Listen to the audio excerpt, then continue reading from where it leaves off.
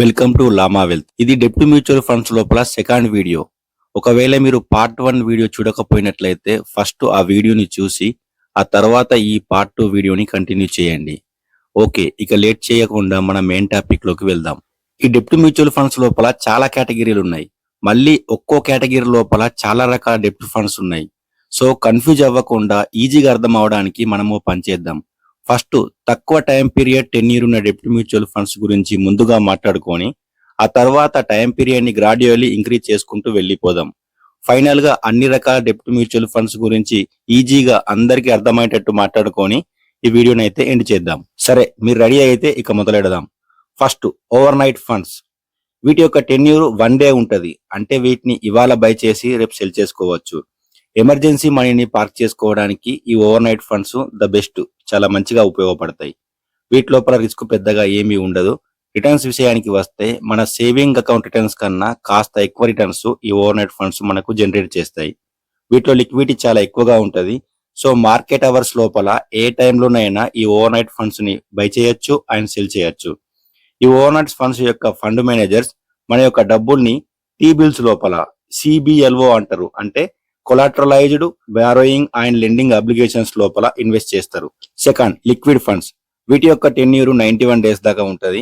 మనకు short term goals ఉంటాయి కదా, ఫర్ ఎగ్జాంపుల్ ఈ ఈఎంఐ కట్టుకోవడం, లేకపోతే ఎంప్లాయీస్ కి సాలరీస్ ఇవ్వడం, ఇటువంటి షార్ట్ టర్మ్ గోల్స్ ఉన్న వాళ్ళకి ఈ లిక్విడ్ ఫండ్స్ ద బెస్ట్ అని చెప్పుకోవచ్చు. వీటి లోపల కూడా రిస్క్ చాలా తక్కువగానే ఉంటది. ఇంట్రెస్ట్ విషయానికి వస్తే ఇందాక మనం చెప్పుకున్నాం కదా ఓవర్ నైట్ ఫండ్స్ అని, ఆ ఫండ్స్ కన్నా కాస్త ఎక్కువ రిటర్న్స్ ఈ లిక్విడ్ ఫండ్స్ లోపల ఉంటాయి. వీటి లోపల లిక్విడిటీ చాలా హైగా ఉంటది. కానీ ఈ ఓవర్ నైట్ ఫండ్స్ ని బై చేసి 7 సెల్ చేసినట్లయితే మనకు కొంతవరకు ఎగ్జిట్ లోడ్ అనేది అప్లై అవుతుంది. ఫస్ట్ డే సెల్ చేసినట్లయితే 0.0070%, సెకండ్ డే సెల్ చేసినట్లయితే 0.0065%, ఇలా 7 డేస్ వరకు కొంత ఎగ్జిట్ లోడ్ మనకు అప్లై అవుతుంది. మీకు ఏదైనా షార్ట్ టర్మ్ గోల్ ఉంటే ఈ లిక్విడ్ ఫండ్స్ లోపల ఇన్వెస్ట్ చేయండి అండ్ కంపల్సరీగా 7 డేస్ దాకా హోల్డ్ చేయండి. ఆ 7 డేస్ తర్వాత మీకు కావాలనుకుంటే సేల్ చేసుకోవచ్చు. అప్పుడు మనకు ఎటువంటి ఎగ్జిట్ లోడ్ అప్లికేబుల్ అవ్వదు. ఈ లిక్విడ్ ఫండ్స్ యొక్క ఫండ్ మేనేజర్స్ మన డబ్బుల్ని టీ బిల్స్ లోపల, సిపిస్ లోపల, సిడీస్ లోపల ఇన్వెస్ట్ చేస్తారు. Third, ultra short term funds. వీటి యొక్క టెన్యూర్ 3 నుంచి 6 మంత్ లోపల ఉంటది. వీటి లోపల రిస్క్ అనేది మోడరేట్ గా ఉంటది, అంటే మధ్యస్థంగా ఉంటది. లిక్విడిటీ కూడా మోడరేట్ గా ఉంటది. వీటిలో రిటర్న్స్ విషయానికి వస్తే ఇందాక చెప్పుకున్నాం లిక్విడ్ ఫండ్స్ అని, ఆ లిక్విడ్ ఫండ్స్ కన్నా కాస్త ఎక్కువ రిటర్న్స్ ఈ అల్ట్రా షార్ట్ టర్మ్ ఫండ్స్ లోపల వస్తాయి. ఈ అల్ట్రా షార్ట్ టర్మ్ ఫండ్స్ యొక్క ఫండ్ మేనేజర్స్ మన యొక్క డబ్బుల్ని డిబెంచర్స్ లోపల, సిడీస్ లోపల, ఎన్సిడీస్ లోపల ఇన్వెస్ట్ చేస్తారు. మన దగ్గర కొన్ని డబ్బులు ఉన్నాయి. ఆ డబ్బులు 1 డే నుంచి 6 మంత్ లోపల ఎప్పుడైనా అవసరం కావచ్చు. అటువంటి షార్ట్ టర్మ్ గోల్స్ ఉన్న వాళ్లకు ఇప్పటిదాకా చెప్పిన ఈ 3 డెప్ట్ ఫండ్స్ ద బెస్ట్ గా వర్క్ అవుతాయి. Next, money market funds. వీటి యొక్క టెన్యూర్ 6 మంత్ వరకు ఉంటది. వీటి లోపల రిస్క్ చాలా తక్కువగానే ఉంటది. లిక్విడిటీ అనేది కాస్త ఎక్కువగానే ఉంటది. ఈ మనీ మార్కెట్ ఫండ్స్ యొక్క ఫండ్ మేనేజర్స్ మా డబ్బుల్ని టీ బిల్స్ లోపల, సిపిస్ లోపల, సిడీస్ లోపల ఇన్వెస్ట్ చేస్తారు. నెక్స్ట్, లో డ్యూరేషన్ ఫండ్స్. వీటి యొక్క టెన్యూర్ 6 మంత్ నుంచి 12 మంత్స్ దాకా ఉంటది. వీటిలో రిస్క్ చాలా తక్కువగానే ఉంటది. కానీ ఈ ఇంట్రెస్ట్ రేటు పెరగడం తగ్గడం వల్ల ఇవి స్లైట్లీగా వోలటైల్ గా మూవ్ అవుతా ఉంటాయి. ఈ లో డ్యూరేషన్ ఫండ్స్ యొక్క ఫండ్ మేనేజర్స్ మా డబ్బుల్ని షార్ట్ టర్మ్ గవర్నమెంట్ బాండ్స్ లోపల, షార్ట్ టర్మ్ కార్పొరేట్ బాండ్స్ లోపల ఇన్వెస్ట్ చేస్తారు. Next, short duration funds. వీటి యొక్క టెన్యూర్ 1 ఇయర్ నుంచి 3 ఇయర్స్ మధ్యలో ఉంటది. వీటి లోపల రిస్క్ అనేది లో నుంచి మీడియం రేంజ్ వరకు ఉంటది. ఈ ఇంట్రెస్ట్ రేట్లు పెరగడం తగ్గడం వల్ల ఇవి కాస్త ఎక్కువ సెన్సిటివ్ గా, కాస్త ఎక్కువగానే రియాక్ట్ అవుతాయి. ఈ short duration funds corporate bonds లోపల, గవర్నమెంట్ సెక్యూరిటీ లోపల ఇన్వెస్ట్ చేస్తాయి. ఇప్పటిదాకా చెప్పిన అన్ని డెప్ట్ మ్యూచువల్ ఫండ్స్ లోపల లిక్విడిటీ చాలా హైగా ఉంటది. సో మార్కెట్ అవర్స్ లో మనం ఏ టైంలోనైనా బై చేయడానికి, సేల్ చేయడానికి బయ్యర్స్ అండ్ సెల్లర్స్ రెడీగా ఉంటారు. నెక్స్ట్, డెప్ట్ ఫండ్స్ గురించి మాట్లాడుకునే ముందు కార్పొరేట్ కంపెనీల యొక్క క్రెడిట్ రేటింగ్స్ గురించి మాట్లాడుకుందాం. ఇండియా లోపల CRISIL, care ratings, Iqra, India ratings and research ఇటువంటి సంస్థలు కార్పొరేట్ కంపెనీలకు క్రెడిట్ రేటింగ్స్ ని ఇస్తాయి. అసలు ఇంతకీ క్రెడిట్ రేటింగ్ అంటే ఏంటిది? ఇప్పుడు కార్పొరేట్ కంపెనీలు ఎక్స్పాన్షన్ కొరకు అప్పులు తీసుకుంటాయి కదా, ఆ అప్పులను రీపే చేసేంత ఎబిలిటీ ఆ కంపెనీలకు ఎంత వరకు ఉందో ఈ క్రెడిట్ రేటింగ్స్ మనకు తెలియజేస్తాయి. సో కంపెనీల యొక్క క్రెడిట్ వర్తినెస్ తెలియజేసేవే ఈ credit ratings. AAA, AA+, A ఇలా ఏ లెటర్ పైన క్రెడిట్ రేటింగ్స్ ఉన్న కార్పొరేట్ కంపెనీలన్నీ స్ట్రాంగ్ కంపెనీలని మనం అర్థం చేసుకోవాలి. అంటే వాటి యొక్క క్రెడిట్ వర్తినెస్ చాలా ఎక్కువగా ఉందని మనం అర్థం చేసుకోవాలి. BBB ఇలా బి లెటర్ క్రెడిట్ రేటింగ్ ఉన్న కార్పొరేట్ కంపెనీలని కాస్త మోడరేట్ రిస్క్ తో ఉన్నాయని మనం అర్థం చేసుకోవాలి. ఓకే, ఇప్పుడు అర్థమైంది కదా ఈ క్రెడిట్ రేటింగ్స్ అంటే ఏంటిదో. Next, corporate bond funds. వీటి యొక్క టెన్యూర్ 3 నుంచి 5 ఇయర్స్ మధ్య లోపల ఉంటది.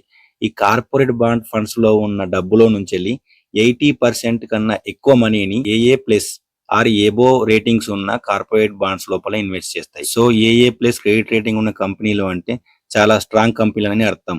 సో వీటి లోపల రిస్క్ అనేది చాలా తక్కువగా ఉంటది అండ్ వీటి లోపల వాలటైల్ కూడా చాలా తక్కువగా ఉంటది. ఎవరైతే ఈ రిటైరీస్ అండ్ FDకి రీప్లేస్ గా మనకు ఏదైనా ఫండ్స్ కావాలనుకునే వాళ్ళు ఉంటారో అటువంటి వాళ్ళకి corporate bond funds the best అని చెప్పుకోవచ్చు. Next, banking and PSU funds. వీటి యొక్క టెన్యూర్ 2 ఇయర్స్ నుంచి 4 ఇయర్స్ మధ్య లోపల ఉంటది. ఈ banking and PSU funds 80% of the మనీని బ్యాంక్స్ అండ్ గవర్నమెంట్ PSUకి సంబంధించిన బాండ్స్ లోపల ఇన్వెస్ట్ చేస్తది. సో కన్జర్వేటివ్ ఇన్వెస్టర్లకు ఈ బ్యాంకింగ్ అండ్ PSU ఫండ్స్ చాలా బెస్ట్. వీటి లోపల రిస్క్ అనేది చాలా తక్కువగా ఉంటది. ఎందుకంటే బ్యాంక్స్ అండ్ గవర్నమెంట్ డిఫాల్ట్ అయ్యే ఛాన్స్ తక్కువ కాబట్టి. Next, credit risk funds. వీటి యొక్క టెన్యూర్ 4 నుంచి 5 ఇయర్స్ మధ్య లోపల ఉంటది. పేరులోనే ఉంది క్రెడిట్ రిస్క్ అని. ఈ credit risk funds 65% of the మనీని ఈ మోడరేట్ రేటింగ్ ఉన్న కంపెనీల యొక్క బాండ్స్ లోపల ఇన్వెస్ట్ చేస్తాయి. ఈ బాండ్స్ డిఫాల్ట్ అయ్యే రిస్క్ కాస్త ఎక్కువగా ఉంటది. ఎవరైతే రిస్క్ టేకర్స్ ఉంటారో ఆ రిస్క్ టేకర్స్ ఈ క్రెడిట్ రిస్క్ ఫండ్స్ లోపల ఇన్వెస్ట్ చేస్తేనే okay. Next, medium duration funds. వీటి యొక్క టెన్యూర్ 3 ఇయర్స్ నుంచి 5 ఇయర్స్ మధ్య లోపల ఉంటది. ఇవి AAA నుంచి AA రేటింగ్ ఉన్న కార్పొరేట్ బాండ్స్ లోపల ఇన్వెస్ట్ చేస్తూ ఉంటాయి. వీటి యొక్క రిస్క్ అనేది కాస్త మోడరేట్ గా ఉంటది. Next, long duration funds. వీటి యొక్క టెన్యూర్ 7 ఇయర్స్ కన్నా పైన ఉంటది. ఈ long duration funds government bonds లోపల కార్పొరేట్ లాంగ్ బాండ్స్ లోపల ఇన్వెస్ట్ చేస్తూ ఉంటాయి. వీటి లోపల రిస్క్ హైగా ఉంటది. ఎప్పుడైతే మనకు ఈ ఇంట్రెస్ట్ రేట్ ఫాల్ అవుతాయని తెలుస్తాయో అటువంటి టైంలో ఈ లాంగ్ డ్యూరేషన్ ఫండ్స్ లో ఇన్వెస్ట్ చేయడం ద బెస్ట్ అని చెప్పుకోవచ్చు. ఇంట్రెస్ట్ రేట్లు పెరిగేటప్పుడు వీటిలో రిస్క్ చాలా ఎక్కువగా ఉంటది. సో ఈ long duration funds high volatile గా ఉంటాయి. ఆ విషయం గుర్తుంచుకోవాలి. Next, dynamic bond funds. వీటి యొక్క టెన్యూర్ 0 నుంచి 10 ఇయర్స్ మధ్య లోపల ఉంటది. వీటి లోపల రిస్క్ మీడియంగా ఉంటది. సో అన్ని రేట్ సైకిల్ లోపల ఈ డైనమిక్ బాండ్ ఫండ్స్ ని మనం ప్లే చేయొచ్చు. ఈ dynamic bond funds short government bonds లోపల, షార్ట్ కార్పొరేట్ బాండ్స్ లోపల ఇన్వెస్ట్ చేస్తాయి అండ్ లాంగ్ గవర్నమెంట్ బాండ్స్ లోపల, లాంగ్ కార్పొరేట్ బాండ్స్ లోపల కూడా ఇన్వెస్ట్ చేస్తాయి. Next, guilt funds. వీటి యొక్క టెన్యూర్ 3 ఇయర్స్ నుంచి 30 ఇయర్స్ వరకు ఉంటది. ఈ guilt funds only government bonds లోపల ఇన్వెస్ట్ చేస్తాయి. ఈ G-Secs అంటారు కదా, ఈ G-Secs లోపల 80% ఆఫ్ ద మనీని ఇన్వెస్ట్ చేస్తాయి. వీటి లోపల రిస్క్ మీడియం నుంచి హైగా ఉంటది. వీటి లోపల ఇంట్రెస్ట్ రేట్ రిస్క్ కాస్త హైగానే ఉంటది. Next, long duration guilt funds. ఇవి కూడా సిమిలర్ గా గిల్ట్ ఫండ్స్ లాంటివే. ఈ ఇంట్రెస్ట్ రేట్ కట్ టైం లోపల ఈ లాంగ్ డ్యూరేషన్ గిల్ట్ ఫండ్స్ లోపల మనం ఎక్కువ ప్రాఫిట్ ని పొందొచ్చు. ఇవి కూడా గవర్నమెంట్ బాండ్స్ లోపల ఇన్వెస్ట్ చేస్తాయి. ఇక్కడ మీకు డౌట్ రావచ్చు, ఇన్ని రకాల డెప్ట్ ఫండ్స్ లోపల ఏ డెప్ట్ ఫండ్ కూడా ఎగ్జిట్ లోడ్ లేదు. సో మరి ఇన్ని డెప్ట్ ఫండ్స్ ఎందుకు?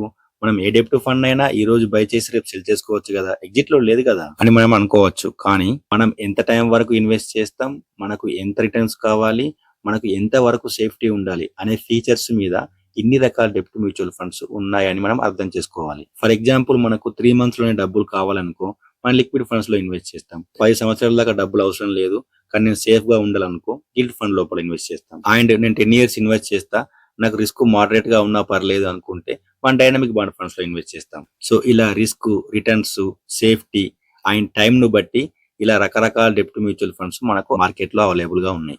ఫైనల్ గా కొంచెం కన్ఫ్యూజింగ్ గా ఉన్న ఈ వీడియో మీకు అర్థమైందని అనుకుంటున్నా. నెక్స్ట్ వీడియోలో మరొక టాపిక్ తో మళ్ళీ కలుద్దాం. టిల్ దెన్, జై భారత్, జై హింద్.